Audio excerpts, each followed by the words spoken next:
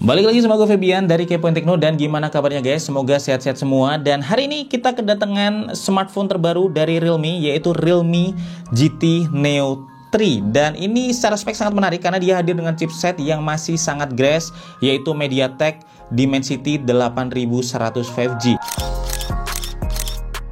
Untuk harga saat ini gue belum tahu karena secara resmi baru akan dirilis Realme Indonesia tanggal 7 Juni jam 1 siang besok. Jadi pastikan nonton. Tetapi dari tampilan boxnya ini terlihat premium ya. Boxnya juga merupakan hard box yang berukuran besar kayak gini, dan desainnya sangat simple. Cuma ada tulisan Realme GT Neo dengan logo 5G di sini karena dia merupakan smartphone 5G. Dan kalau kita lihat di belakang ini ada beberapa fitur atau juga specs yang diunggulkan ya. Kayak misalkan dia udah pakai 80 watt super dart charge. Ini charging dengan output yang besar banget ya untuk sebuah smartphone, meskipun di webnya gue lihat ada yang lebih besar lagi, varian 150 watt super dart charge. Dan dia juga pakai Dimensity 8100 5G prosesor yang merupakan salah satu varian terbaru Dimensity yang baru aja dirilis beberapa bulan lalu guys. Dan dia ini juga tentunya support 5G dan jadi pesaing Snapdragon 888 di arsitektur 5 nanometer. Ini juga chipset yang terbilang powerful ya, di harga yang jauh lebih affordable ya dari flagship Dimensity 9000 series. Kemudian dia juga udah pakai dedicated display processor ya, dan ini tujuannya sebenarnya untuk memberikan performa tampilan yang lebih optimal. Misalkan aja bisa ngasih frame rate yang lebih tinggi ya waktu dipakai buat ngegame, tetapi gimana real experience-nya nanti kita lihat di review lengkapnya. Terus kemudian kamera utamanya dia pakai Sony IMX766 OIS kamera yang memang biasa dipakai di upper mid range dari sebuah smartphone. Bahkan di beberapa brand juga dipasang di seri flagshipnya. Dan daripada berlama-lama langsung aja kita buka ya. Dan yang kita unboxing kali ini merupakan yang varian 8GB RAM, 256GB storage dengan warna putih pesat, atau di website resminya ditulis warna widescreen. Jadi langsung kita buka sekarang, dan ini masih segel semua, jadi kita harus sobek semua plastik-plastiknya. Oke. Nah, ini langsung ada tulisan ya, Welcome to Realme Family. Dan ini berisikan beberapa hal. Yang pertama, kita langsung dapat ada petunjuk penggunaannya, simple banget, cuma selembar gini. Terus kemudian kita juga dapat kartu jaminan ya, kartu garansinya. Ini bisa kita isi untuk klaim garansi. Dan ya, kita langsung disuguhin sama smartphone-nya di depan sini yang bakal kita lihat sebentar lagi. Terus kemudian di dalam ini kita dapat apa lagi ya? Kita dapat langsung soft case beningnya yang warnanya dia gelap ya. Jadi seperti ini guys ya. Dan kelihatan banget modul kameranya besar. Terus kemudian dia soft banget dengan pattern yang polos kayak gini.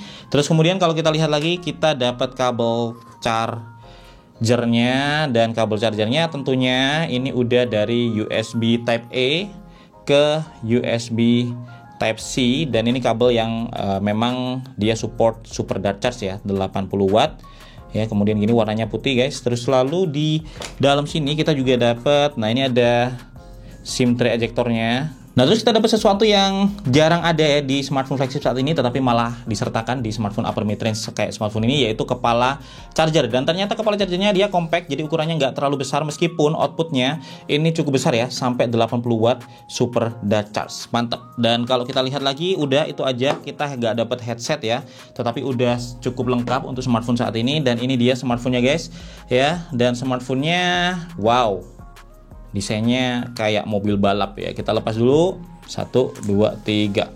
Nah, ini dia untuk smartphone-nya, dan terlihat sangat premium guys ya. Realme GT Neo 3 ini, dan desainnya memang kayak mobil balap, karena kalau kalian tahu GT series itu memang kayak apa ya, ngasih kesan seperti balap. Dan ini yang warna sprint white atau putih pesat ya. Ini warnanya putih di sini, terus kemudian dia ada kayak garisnya gitu ya, khas yang biasa ada di mobil balap, jadi hitam warnanya. Ada satu lagi warna variannya yang bisa kalian pilih, yaitu Nitro Blue. Itu kayaknya juga kalau nggak salah dia biru, tetapi di sininya putih, cakep juga. Dan kalau kita lihat di sini untuk finishingnya, ini sangat-sangat premium karena dia menggunakan glass, tapi dengan finishing matte ya. Jadi dia ini glass tapi anti glare, terus juga sidik jari nggak gampang nempel di sini. Mantap banget, build quality-nya mantap untuk smartphone di kelas ini guys ya. Terus kemudian untuk desainnya juga terbilang compact ini. Terus dia juga nggak terlalu berat sih ya.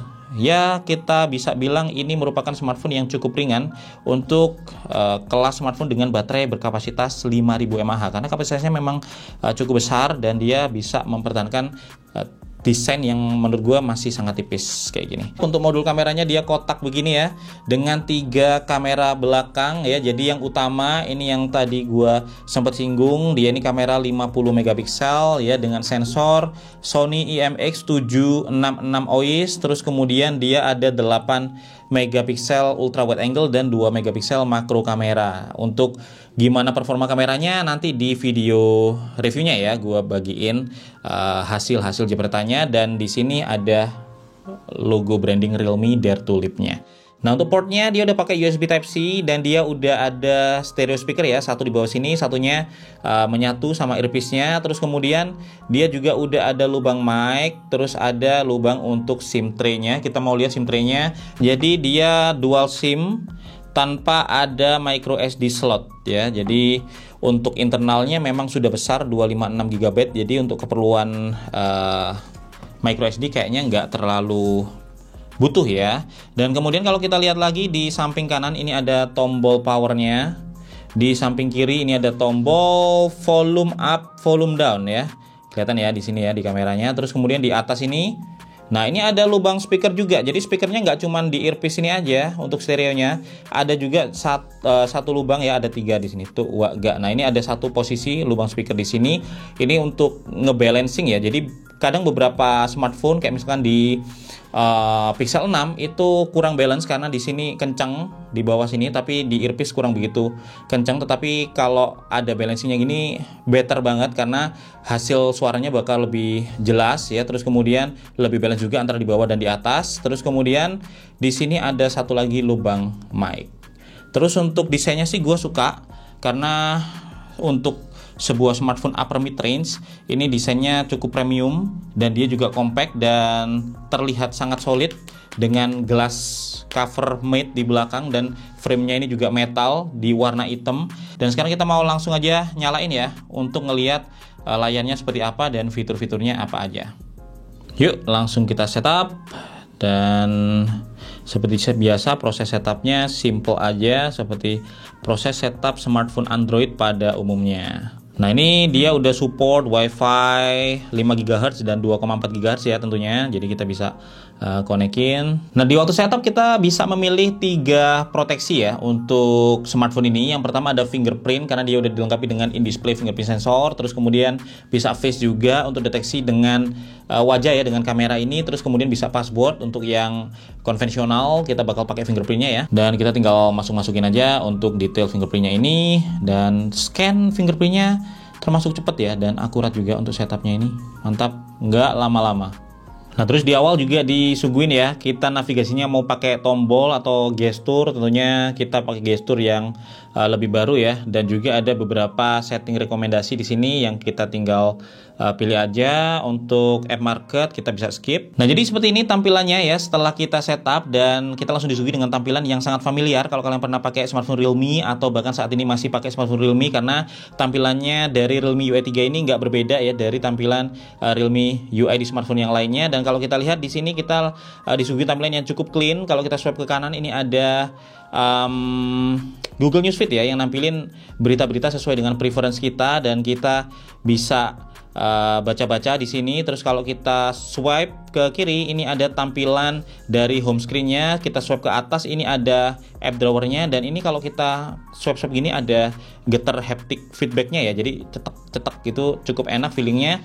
Dan kemudian kalau kita swipe ke bawah ini ada notifikasi dan juga ada shortcut center ya. Dan layar ini merupakan layar dengan ukuran 6,7 inch OLED ya, Full HD Plus 120 Hz. Jadi refresh rate-nya terbilang sangat tinggi. Kalau kita lihat dari scroll ini juga sangat mulus guys, karena 120 Hz memang refresh rate yang termasuk bisa memberikan experience yang mulus di layar, dan juga navigasinya. Tampilannya juga udah cukup tajam ya, dan sangat menarik untuk layarnya ini, karena kalau kita lihat untuk bezelnya sendiri bisa dibilang nyaris simetris ya di semua sisi, dan juga udah sangat tipis. Dan kalau kita lihat di depan ini ada notch ya, dengan lubang yang bisa dibilang cukup kecil. Ini merupakan lubang kamera selfie ya, dengan sensor 16 megapiksel. Dan kayaknya itu dulu ya yang bisa gue bagiin untuk saat ini di video unboxing dari